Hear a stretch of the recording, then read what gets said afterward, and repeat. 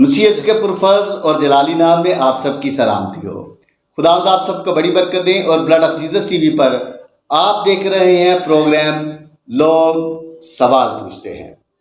تو جیسا کہ آپ سبھی جانتے ہیں کہ روح القدس کے تعلق سے غیر زبان اور روح القدس کے بپتسمہ کے تعلق سے ہمارے کافی ایپیسوڈ چل چکے ہیں، اور اس کے لیے ایک مرتبہ پھر سے بات چیت کرنے کے لیے ہم نے مدعو کیا ہے پادری سرفراز صاحب کو۔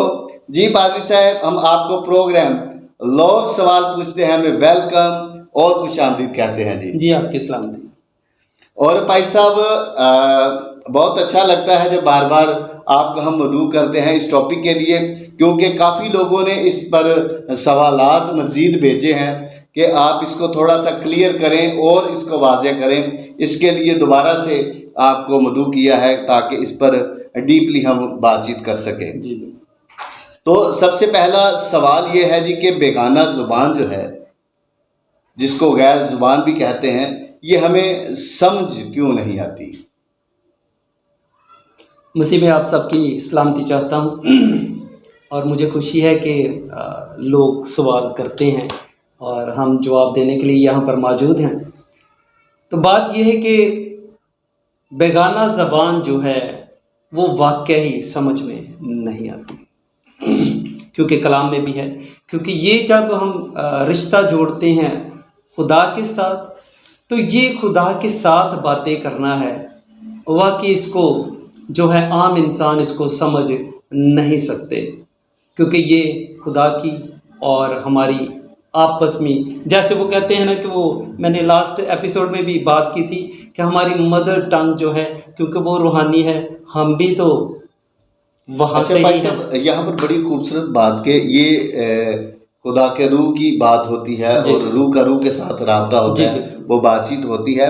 اچھا، تو اعمال کی کتاب 2 باب کو جب ہم بخوبی اس کا ہم مطالعہ کرتے ہیں، تو اس میں ایک اور چیز ہمیں نظر آتی ہے، وہ یہ ہے کہ جب روح القدس کا نزول ہوتا ہے تو اس کے بعد جب وہ بات چیت کرتے ہیں، غیر زبان کا وہاں پر بھی ذکر ہے کہ وہ بولتے ہیں، تو پھر ان لوگوں کو کیوں سمجھ میں آ گئی تھی وہ زبان؟ جی یہاں پر بہت سارے مصنفین نے یہ لکھا بھی ہے کہ یہ وہاں پر صرف سننا ہے اور سننا ہے، 3 دفعہ لکھا ہے، واقعی لکھا ہے۔ اور ہمارے ایک بڑے اچھے مصنف ہیں، نام نہیں لوں گا، لیکن انہوں نے ساتھ یہ بھی لکھا ہے کہ سننے کا لفظ فرق ہے، سمجھنے کا فرق ہے۔ یہاں پر سننے کے لیے کہا گیا ہے، سمجھنے کے لیے نہیں کہا گیا۔ لیکن واقعی جب ہم اعمال 2 باب کی اسٹڈی کرتے ہیں تو وہاں پر لکھا ہے کہ انہوں نے کہا کہ یہ خدا کے بڑے بڑے کاموں کا بیان سنتے ہیں، ہم خدا کے بڑے بڑے کاموں کا بیان سنتے ہیں۔ اگر یہ سمجھ میں نہیں آتی تو پھر واقعی ان کو کیسے پتہ چل گیا؟ وہ کیسے پھر وہ سن رہے ہیں؟ ان کو کیسے پتہ چل گیا یہ ہماری زبان ہے؟ تو یہی بھید ہے، اسی کو تو بھید کہتے ہیں۔ اس کو تھوڑا سا کھولیے گا، یہی تو کنفیوژن ہے جو لوگ بار بار یہ سوال کرتے ہیں جی کہ یہ ہمیں لازم بتائیے گا کہ یہ کیا ہے۔ دیکھیں لکھا ہے کہ ایمان جو ہے وہ سننے سے پیدا ہوتا ہے۔ اگر صرف سننے سے ہی پیدا ہوتا ہے تو وہاں پر بھی سمجھنے کا لفظ نہیں ہے، تو پھر کیا سمجھ میں آ جائے گا؟ پھر مکاشفہ میں اگر چلے جائیں، وہاں پر لکھا ہے کہ جس کے کان ہوں وہ سنے۔ اس کا مطلب وہاں پر بھی سمجھنے کے لیے نہیں کہا گیا، تو پھر اس کے لیے کیا کریں؟ کیونکہ دونوں جگہوں پر تو یہ ہے۔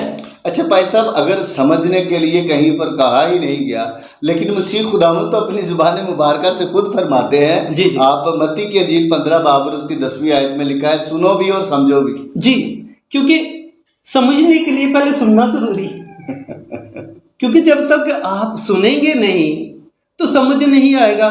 یہاں پہ اعمال 2 باب میں کہیں جی انہوں نے صرف سنا ہے، سمجھا نہیں، تو پھر یہ کہاں سے نکل آیا؟ اس پر ضرور ہم بات کرتے ہیں کہ آخر یہ کیا ہوا، ماجرا کیا ہوا ہے۔ واقعی یہ لینگویج جو ہے سمجھ میں نہیں آتی، اس کو ہم سمجھ نہیں سکتے. واقعی لکھا ہے کیونکہ یہ خدا کی زبان ہے، اس کو سمجھنا عام بندے کی بس کی بات نہیں ہے.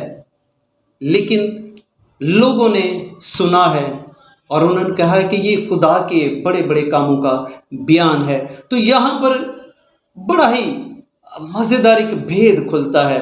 اور پاک روح نے کیا کمال کیا ہے. پاک روح جو سپر نیچرل پاور ہے اس نے یہاں پر کچھ کیا ہے، جو کہ ایک پرسنالٹی ہے. اس نے جب اس کا نزول ہوا ہے تو اس نے یہاں پر کچھ کیا ہے تاکہ ہمیں سمجھ میں آئے. میں ایک چھوٹی سی مثال دینا چاہتا ہوں کہ آج کل بہت سارے موبائل کے اندر ایپس موجود ہیں، ٹھیک ہے جس کے اندر آپ اگر صاحب یہاں پر بڑی خوبصورت آپ بات کر رہے ہیں کہ موجودہ دور کے حوالہ سے آپ مثال دے رہے ہیں تاکہ سمجھنے میں آسانی ہو. تو وہاں پر ایپس موجود ہیں جو کہ ٹرانسلیٹر ہیں یا انٹرپریٹ کر دیتے ہیں آپ کی لینگویج کو. بالفرض آپ اگر کوریا کے اندر بات کر رہے ہیں تو یہاں سے آپ اردو میں ہی کریں گے، لیکن وہ ایپ کیا کرے گا، اس کو کورین کے اندر ٹرانسفر کر کے وہ آگے بیچے گا اور اس کی کورین لینگویج کو ٹرانسلیٹ کر کے اردو میں ہمیں دے گا. یعنی ہم دونوں سمجھ سکتے ہیں اور ہمیں ایسے ہی لگے گا جیسے میں کورین بول رہا ہوں اور اس کو ایسے ہی لگے گا جیسے وہ اردو بول رہی ہے. اور یہاں پر بھی کچھ ایسا ہی ہوا ہے. یہ لینگویج کیونکہ ہم سمجھ نہیں سکتے، پاک روح نے یہاں پر کیا کیا ہے. جیسے بابل کے برج پر ہم نے بات کی تھی کہ وہاں پر کیا ہوا کہ لینگویجز کے اندر جو ہے، ٹنگس کے اندر جو ہے وہ تفرقہ ڈال دیا گیا اور وہاں پر ہی قومیں، قبیلے لکھا ہے کہ وہاں پر سے سٹارٹ ہوئیں. اپنی اپنی لینگویج جن کی اکٹھی تھی وہ علیحدہ ہو گئے. لیکن یہاں پر پاک روح نے کیا کیا ہے کہ تمام لینگویجز جو یہودیوں کی مختلف جو قبائل بن گئے تھے، قومیں بن گئی تھیں، ان کو وہاں پر وہ موجود تھیں اور ان کو ایک آواز سنائی دی ہے. یعنی وہاں پر تفرقہ ڈالا گیا ہے، یہاں پر یک جان کیا گیا ہے. اور کیا کیا گیا ہے، کسی ایپ کے ذریعے، یعنی بولی تو وہ جا رہی تھی غیر زبان، لیکن روح القدس نے کیا کیا، ہمیں اپنی زبان کے اندر اس کو انٹرپریٹ کر کے ہمیں سنایا. ہماری مدر ٹنگ کے اندر اس نے بات کی. جس طرح کہ یہ ایپ کا استعمال ہوتا ہے وہ ٹرانسلیٹ کرتا ہے، یعنی کہ روح القدس نے یہاں پر جو کردار ادا کیا ہے وہ اس نے ٹرانسلیٹ کی ہے وہ چیز. جی، انٹرپریٹر کا کام کیا ہے اس نے یہاں پر. اور یہ سب سے بڑا معجزہ ہے اس کا، آتے ہی نزول ہوتے ہی معجزہ کیا گیا. یعنی کہ اس کا مطلب پھر یہ ہوا کہ خدا ہمیں سنانے کے ساتھ ساتھ سمجھانا بھی چاہتا ہے. جی بالکل ایسا ہی ہے. تو اگر ہم دیکھیں اب جو موجودہ ابھی صورتحال ہے اور اس دور کے اندر جس میں سے ہم گزر رہے ہیں، ہمیں اب سن تو بہت لیا ہے، اب ہمیں بھی سمجھنے کی ضرورت ہے. تو ہمیں روح القدس کے تعلق سے سمجھنے کی ضرورت ہے. سب سے پہلے تو جو سب سے بڑی بات ہے بھائی صاحب یہاں پر کہ پہلے ہم جب تک روح القدس کو نہیں سمجھیں گے اس کے بھیدوں کو کیسے سمجھ پائیں گے. تو آپ کائنڈلی بتا دیجئے کہ دراصل روح القدس ہے کیا. چلیے اس سے پہلے میں تھوڑا سا اور اس کو ذرا کلیئر کر دوں کہ یہاں پر جو ہے بکس کے اندر لکھا ہے کہ انہوں نے 3 دفعہ سنا، اور جب ہم 3 دفعہ سنتے ہیں تو یہ اتھینٹک بات ہو جاتی ہے کہ یہی ٹھیک ہے. تو لیکن اگر غور کریں تو 3 دفعہ جب انہوں نے سنا ہے تو ساتھ یہ بھی سنا ہے. آئیے ذرا اس کو میں صرف ایک آیت پڑھوں گا. جی بالکل، حوالہ لازم ہے. جی، ہر ایک اپنے اپنے وطن کی بولی سنتا ہے، اور یہ بھی 3 دفعہ ہی کہا گیا ہے.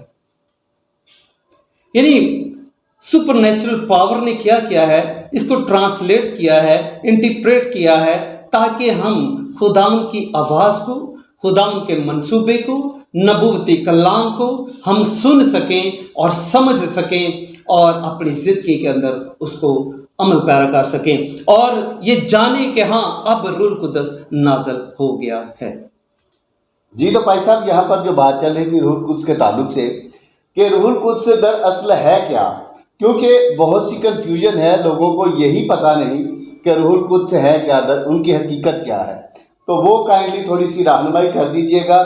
اور یہ سوال بھی وائس میسیج پہ بھی آیا ہے گروپس کے اندر، اور لوگوں نے کمنٹ بھی کیا، کال بھی کی گئی ہے اس کے لیے کہ روح القدس کو تھوڑا سا بیان کر دے کہ یہ کیا ہے۔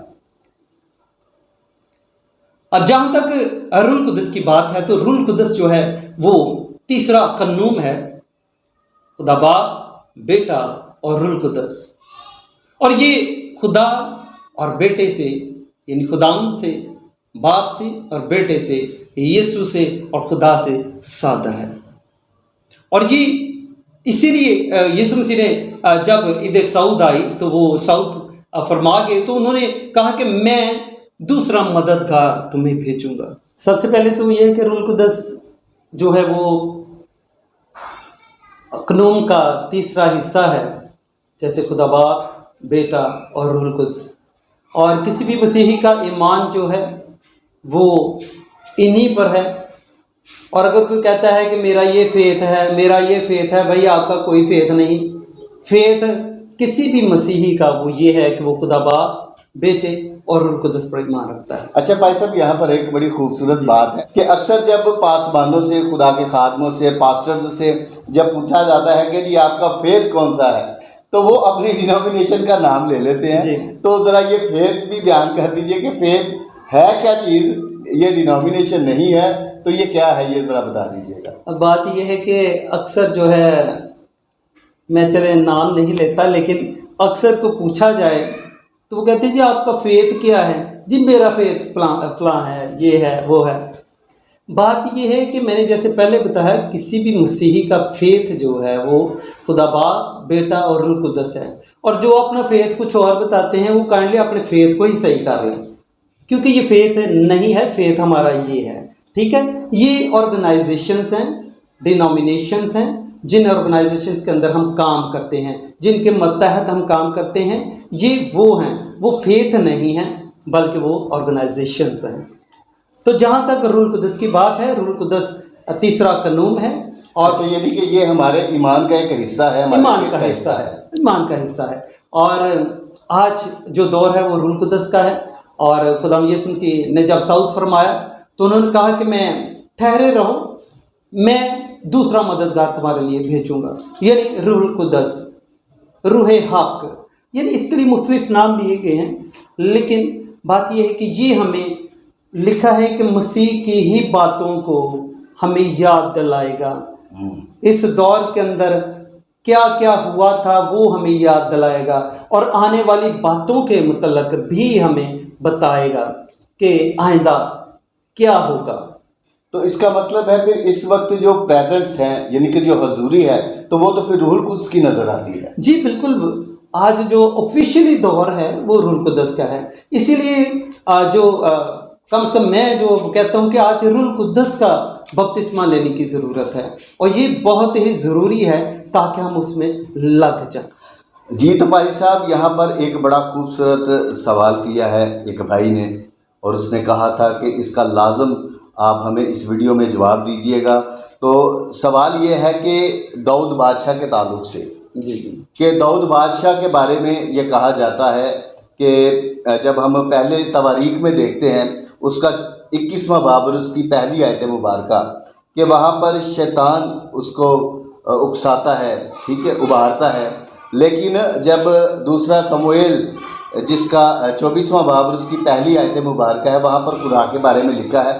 اچھا اگر میں آپ سے گزارش کروں گا کہ ان دونوں حوالہ جات کی اگر آپ تلاوت کر دیں تاکہ لوگ سماعت فرمائیں کہ یہ لکھا کیا ہے، پھر اس کا جواب ضرور دیجئے گا کہ یہ کنفیوژن کیوں ہے، یہ دراصل بات کی کس نے ہے، خدا نے کی ہے یا شیطان یعنی ابلیس نے کی؟ جی ہم کے کلام کے اندر یوں مرقوم ہے، دوسرا سموئیل اس کا 24واں باب اس کی پہلی آیت کے اندر، اس کے بعد خداوند کا غصہ اسرائیل پر پھر بھڑکا، اور اس نے داؤد کے دل کو ان کے خلاف یہ کہہ کر ابھارا کہ جا کر اسرائیل اور یہودا کو گن، یعنی یہاں پر لکھا ہے اور اس نے داؤد کے دل کو ابھارا۔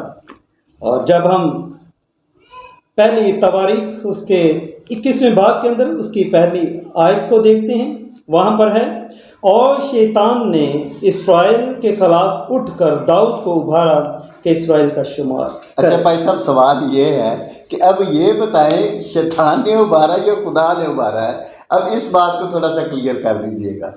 جی یہ واقعی بڑا انٹرسٹنگ سوال ہے، اور مجھے بڑی خوشی ہوئی کہ جب یہ سوال آپ تک پہنچا اور آپ نے مجھ سے یہ پوچھا. تو یقین کریں کہ میں بھی جب ادھر بیٹھی آپ کے پاس اس کو پڑھ رہا تھا تو مجھے کنفیوژن سی ہوئی کہ واقعی یہ تو بات ادھر لکھا ہے خدا نے اور ادھر لکھا ہے شیطان نے. آئیے ذرا اس کو غور سے پڑھتے ہیں. اور یہ دلچسپی سے خالی سوال نہیں ہے، یہ بڑا انٹرسٹنگ ہے، اور لازم جب آپ خدا کے کلام کو جب باریک بینی سے اس کو چیک کریں گے، اس کو پڑھیں گے، اس کو سمجھنے کی کوشش کریں گے، تو خدا کا کلام ہمیشہ آپ کی رہنمائی کے لیے تیار ہے. جب میں نے اس کو پچھلے کانٹیکس ملانے کے لیے پڑھنا شروع کیا تو میں اس پر آ کے رک گیا. اس کے بعد جو دوسرا سموئیل ہے اس کا یہ باب 24واں لکھا ہے اس کے بعد. یہ کس کے بعد کا واقعہ ہے کہ خدا ان کو غصہ آیا؟ کیوں آیا؟ جب میں نے پیچھے اس کو پڑھنا شروع کیا تو یہاں پر کچھ بھی نہیں ہے. آئے آپ بھی ذرا اس کو پیچھے پڑھنا شروع کیجئے کہ یہ کس کے بعد غصہ چڑھا ہے، کیونکہ پچھلے ابواب کے اندر تو جو ہے وہ جو سرفرازی ان کو خدا دے رہا ہے، خدا ان کو سرفراز کرتا جا رہا ہے، اور ایک دم سے ہی غصہ آ گیا. تو یہ تھوڑی سی تو کیوں غصہ آیا؟ لکھا ہے اس کے بعد خدا ان کو غصہ آ گیا. دیکھیں بلا وجہ تو کسی کو بھی غصہ نہیں آتا تھا جی. اگر دیکھیں ہم بھی اگر بیٹھے ہیں فیملیز میں بھی دیکھیں تو بلا وجہ کبھی ناراضگیاں آپس میں کوئی نہ کوئی تو بات اس کے اندر لازم ہوتی غصے والی ہے جس سے غصہ آ جائے. یا بات یہاں پر بڑی خوبصورت ہے کہ کس بات کے بعد اس کو غصہ آیا. پہلی بات تو یہ سمجھنے والی ہے کہ اس کے بعد خداوند کا غصہ اسرائیل پر پھر بھڑکا. کیوں بھڑکا؟ اگر ہم اس کو غور سے اسی چیپٹر کو آپ پڑھتے ہیں اور اس کی 10ویں آیت پر جب آپ آئیں گے تو وہاں پر لکھا ہے اور لوگوں کا شمار کرنے کے بعد، یعنی جو غصہ اس کو آیا ہے وہ یہ ہے کہ لوگوں کا شمار کیوں کیا گیا ہے. اور لکھا ہے اس کے بعد، شمار کرنے کے بعد خداوند کو غصہ آیا. اس کا غصہ پھر اسرائیل پر بھڑکا اور اس نے اسرائیل کو مارا. اچھا، یعنی یہ جو پہلے بھڑکایا ہے وہ ابلیس نے بھڑکایا ہے. جی. اور اس کے بعد جو ہے وہ پھر خدا نے، ہاں جی، خدا کا غصہ آیا. ابھی اس کو کلیئر کرتے ہیں. جی ٹھیک ہے. اب جو پہلا تواریخ ہے اس کا 21واں باب، وہاں پہ لکھا ہے وہ شیطان نے اسرائیل کے خلاف اٹھ کر داؤد کو ابھارا کہ اسرائیل کا شمار کرے. اور اسی باب کو اگر جب آپ پڑھیں تو اس کی 3 آیت کے آخری حصے میں ہے وہ اسرائیل کے لیے خطا کا باعث کیوں بنے. جب انہوں نے شمار کیا تو پھر لکھا ہے کہ وہ اسرائیل جو ہے قوم ہے وہ اس کے خطا کا باعث کیوں بنے. اور اس کی جب ہم 7ویں آیت کو پڑھتے ہیں تو لکھا ہے لیکن خدا اس بات سے ناراض ہوا. کس بات سے؟ کہ انہوں نے شمار کیا. اب دوبارہ وہیں پر آ جائیں دوسرے سموئیل پر کہ لکھا ہے اس کے بعد خدا ان کا غصہ اسرائیل پر بھڑکا، یعنی لوگوں کا شمار کرنے کے بعد. اور اس کے لیے لکھا ہے اور اس نے داؤد کے دل کو ابھارا، یعنی ابلیس نے ابھارا. ایکچولی سینٹینس یہاں سے شروع ہوتا ہے، لیکن یوں کہہ لیں کہ ایک تجسس ڈالنے کے لیے اور خدا کا غصہ اسرائیل پر بھڑکا. اور اس نے ابلیس نے داؤد کے دل کو ابھارا تھا. اور کس بات پر غصہ خدا کو آیا؟ کہ تو نے گنتی کیوں کی ہے. لوگوں کا شمار کرنے کے بعد اس کو غصہ آیا. یعنی کہ اسرائیلیوں کی گنتی کے لیے خدا نے کہا نہیں تھا، تو کیونکہ اسرائیلیوں کی گنتی کے بارے میں، کیونکہ وہ نبی خدا کا تھا، ٹھیک ہے، اور اس نے خدا کی بات نہیں مانی بلکہ ابلیس کی بات کو جب ترجیح دی تب خدا کو پھر غصہ آیا ہے. جی، یعنی اس کا جو پہلے ورڈ ہیں وہ بڑے ہی امپورٹنٹ ہے، اس کے بعد. اور اگر ہم آگے چلے جائیں گے تو لکھا ہے کس کے بعد؟